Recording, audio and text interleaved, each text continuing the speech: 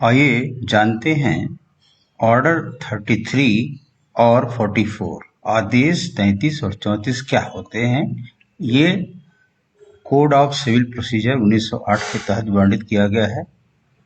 मुख्य रूप से निर्धन व्यक्ति इंडिजेंट पर्सन के बारे में कहा गया है। तो प्रक्रिया संहिता के आदेश 33 के प्रमुख पहलू क्या हैं? तो फर्स्ट है निर्धन व्यक्ति की परिभाषा, जिसमें नियम 1 के तहत दी गई है।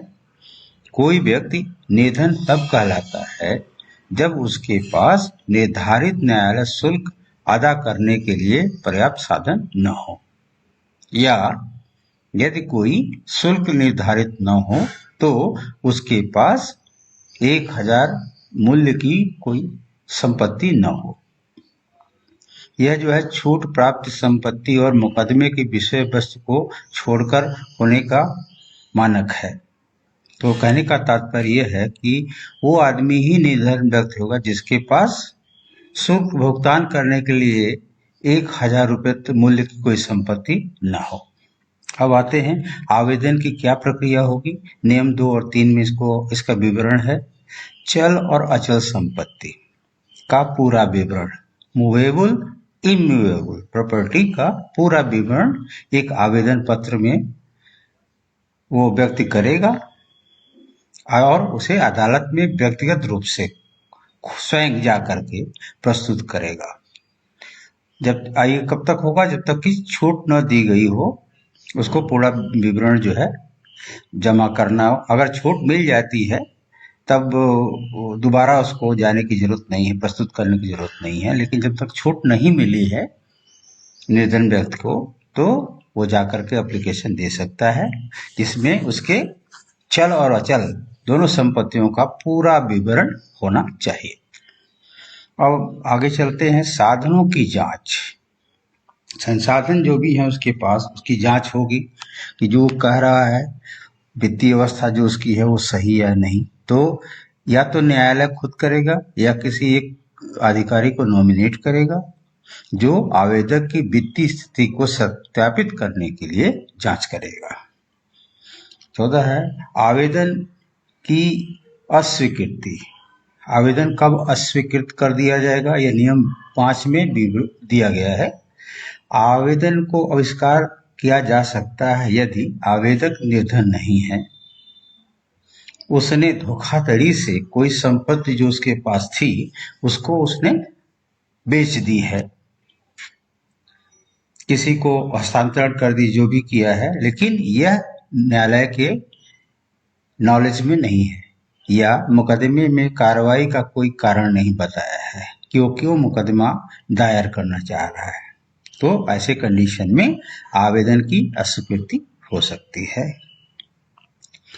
प्रवेश के बाद की प्रक्रिया, मान लीजिए कि हाँ वो वाकई निर्धन या साबित हो गया, सत्यापित हो गया कि वो निर्धन व्यक्ति है, तो नियम 8 के तहत उसे अनुमति दी जाती है और मुकदमा नियमित मुकदमे की तरह आगे बढ़ता है। यानी जैसे शुल्क देने के बाद जो मुकदमा दायर किए जाते हैं, उसी तरह से बिना शुल्क के भी इसका मुकदमा उसी श्रेणी में आगे बढ़ेगा।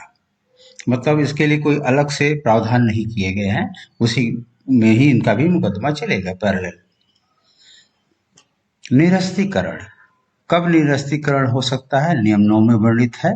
यदि न्यायालय को यह पता चलता है कि कोई व्यक्ति अब निर्धन नहीं है, तो वह मुकदमे के दौरान निर्धन व्यक्ति के रूप में मुकदमा करने की अनुमति रद्द कर सकता है। कहीं से पता चला, साक्ष्य मिले कि वह आदमी, वो व्यक्ति जो मुकदमा कर रहा है वो निर्धन नहीं है, तो रद्द किया जा सकता है। शुल्क की वसूली, नियम 10 और 11 में वर्णित है। यदि निर्धन वादी जीतता है, निर्धन वादी ने कोई वाद डाला है और वो जीत गया, तो न्यायालय शुल्क उस पक्ष से वसूला जाता है जिसे भुगतान करने का आदेश दिया गया है। लेकिन यदि वो हार जाता है तो वादी को भुगतान करने का आदेश दिया जा सकता है, यानी उस वादी को, निर्धन वादी को भुगतान करने का आदेश दिया जा सकता है। दोस्तों ये था आदेश 33 के बारे में कि निर्धन व्यक्ति कौन है, क्या सीमाएं हैं, क्या सत्यापित करना है और उसके क्या क्या सुविधाएं उसको मिलेंगी। अब आते हैं आदेश 44, गरीब व्यक्तियों या निर्धन व्यक्तियों द्वारा अपील। इसके क्या मुख्य प्रावधान हैं? निर्धन व्यक्ति तो मैंने 33 में जो आदेश है उसमें बता दिया है। वह व्यक्ति जिसके पास मेमोरेंडम ऑफ अपील ज्ञापन के लिए निर्धारित शुल्क का भुगतान करने के लिए पर्याप्त साधन नहीं है। अब इसकी क्या प्रक्रिया होगी? अगर वो अपील करना चाह रहा है, किसी कोर्ट में अपील करना चाह रहा है, तो वो कैसे होगा? अपील करने का हकदार कोई व्यक्ति यदि वह शुल्क अदा करने में असमर्थ है तो निर्धन व्यक्ति के रूप में अपील करने की अनुमति के लिए वो आवेदन कर सकता है। लेकिन इस प्रक्रिया में भी, अपील करने की प्रक्रिया में भी उसका निर्धन होना जरूरी है। यदि उन्हें निचली अदालत में निर्धन व्यक्ति के रूप में मुकदमा करने की अनुमति दे दी गई थी तो किसी नई जांच की आवश्यकता नहीं है। अगर वो मुकदमा निचली अदालत में किया था लेकिन जो फैसला आया वो संतुष्ट नहीं है तो वह ऊपरी अदालत को यानी हाई कोर्ट और सुप्रीम कोर्ट में जा सकता है। तो हाई कोर्ट में जब वो मुकदमा दायर करेगा तो उसको अपील के रूप में करेगा उसी मुकदमा को। तो यदि उन्हें निचली अदालत में निर्धन व्यक्ति को अगर मुकदमा करने के समय अनुमति दी गई थी और निर्धन व्यक्ति है तो किसी नई जांच की आवश्यकता अब नहीं है अपील करने के समय, बशर्ते वह एक हलफनामा प्रस्तुत करे जिसमें यह पुष्टि हो कि वो अभी भी निर्धन नहीं है।